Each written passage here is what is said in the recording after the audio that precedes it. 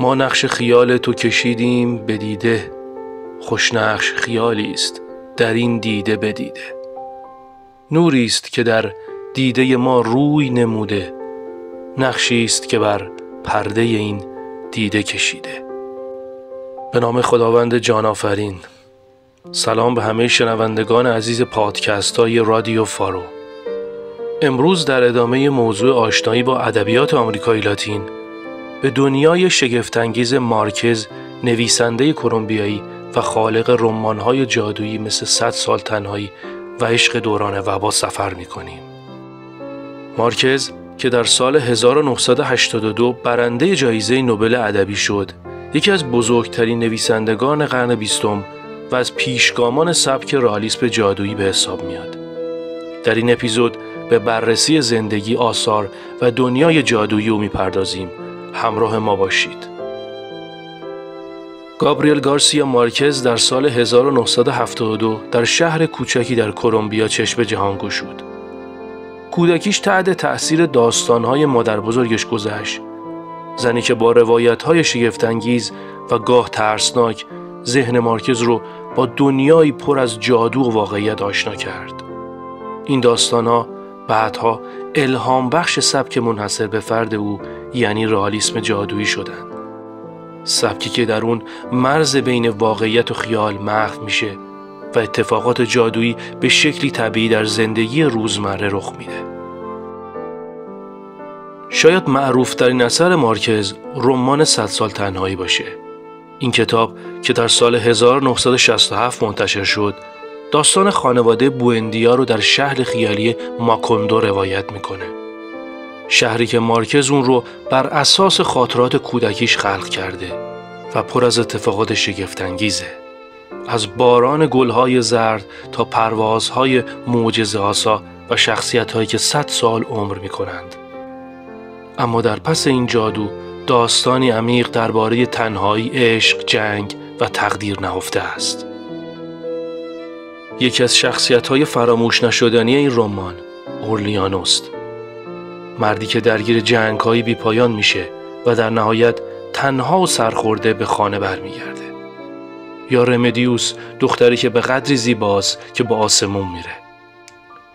این شخصیت‌ها و داستان‌ها 100 سال تنهایی رو به یکی از مهمترین آثار ادبیات جهان تبدیل کردند. اما کارهای مارکز فقط به رمان‌های بلند محدود نمیشه. داستان‌های کوتاهش هم پر از جادو و احساسه. مثلا تو داستان کسی به سرهنگ نامه نمی‌نویسد، ما با سرهنگی پیر آشنا میشیم که سالهاست منتظر دریافت حقوق بازنشستگیه. این داستان با وجود سادگی عمیقاً تاثیرگذاره و نشون میده که مارکز چقدر در بیان احساسات انسانی و شرایط سخت زندگی مهارت داره. یکی دیگه از آثار برجسته مارکز رمان عشق سالهای وباست. این کتاب که در سال 1985 منتشر شد، داستان عشقی طولانی رو روایت میکنه. عشقی که با وجود گذشت سالها و فراز و نشیب‌های زندگی هرگز از بین نمیره. مارکز در این رمان عشق رو در کنار بیماری، مرگ و تغییرات اجتماعی قرار میده و داستانی خلق میکنه که هم جادویی است هم واقعی. رئالیسم جادویی، سبکی که مارکز به اوج میرسونه، تنها به خلق داستانهای جذاب محدود نمیشه. این سبک ابزاریه برای بیان واقعیت‌های اجتماعی و تاریخی. مارکز تو آثارش به مسائلی مانند جنگ‌های داخلی و فساد سیاسی و اجتماعی میپردازه. اما به جای استفاده از زبانی خشک و واقع گرایانه، این مفاهیم رو تو قالب داستان‌های جادویی و رویایی روایت میکنه.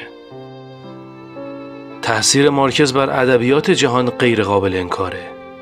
نویسندگان بزرگی مانند آلنده، موراکامی از او الهام گرفتند. آثار مارکز به 10 زبان ترجمه شده و میلیون‌ها نسخه در سراسر جهان فروخته شده. اون تنها یک نویسنده نیست، بلکه یک چهره فرهنگی است که صدای مردم آمریکای لاتین رو به جهانیان رسونده. اگه تا به حال داستان‌های مارکز رو نخوندید، پیشنهاد می‌کنیم 100 سال تنهایی یا عشق دوران وبا رو فراموش نکنید. این کتاب‌ها شما را به دنیایی میبره که در اون جادو و واقعیت با هم ترکیب شده و داستانهایی خلق میکنه که هرگز فراموش نمیکنیم. در پایان این اپیزود با چند نمونه از داستانهای خیلی کوتاه مارکز که شاید کمتر روایت شده آشنا میشیم. امیدواریم از این سفر به دنیای مارکز لذت برده باشید. اگر شما هم از طرفداران مارکزید یا نظری درباره آثارش دارید، خوشحال میشیم اون رو با ما در میون بگذارید.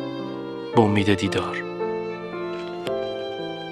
یکی از داستانهای کوتاه مارکز که حالتی طنزگونه داره اینطوری روایت میکنه.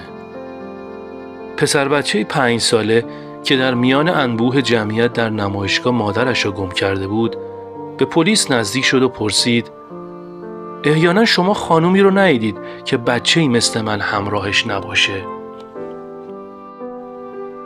و مارکز در داستان کوتاه دیگه‌ای که اونم بدون عنوانه اینطوری روایت میکنه.